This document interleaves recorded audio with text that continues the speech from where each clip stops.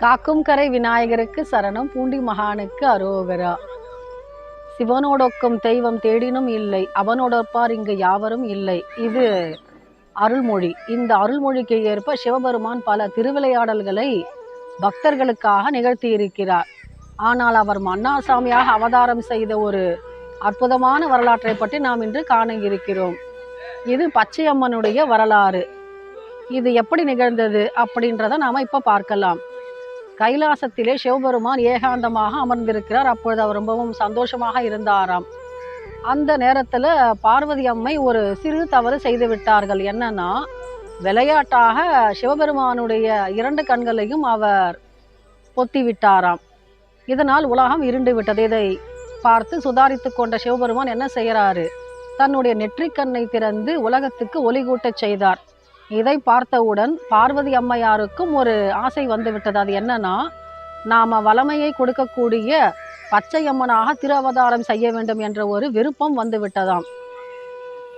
சிவபெருமான் என்ன சொல்றாரு, நீ மண்ணுலகத்திலே என்னை குறித்து தவம் செய்வாயாக அப்படின்னு ஒரு நல்ல வார்த்தை உரைக்கிறார்.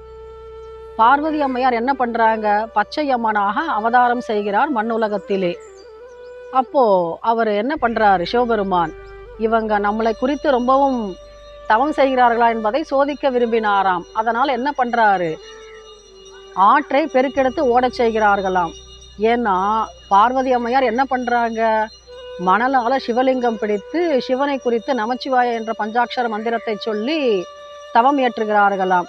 இப்போ இந்த மணலால் அமைத்த லிங்கம் ஆற்றில் நீர் பெருக செய்தால் என்ன நடக்கும், அந்த சிவலிங்கத்திற்கு ஆபத்து வரும் அல்லவா.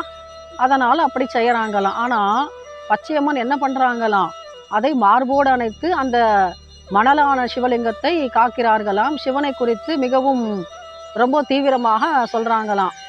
சிவபெருமானை நீங்கள் தான் காப்பாற்ற வேண்டும் கைலாசவாசா அப்படின்னு சொல்லும் பொழுது அவர்களுடைய அந்த தவத்தினுடைய நிலையை மெச்சி சிவபெருமான் காட்சி கொடுக்கிறார்.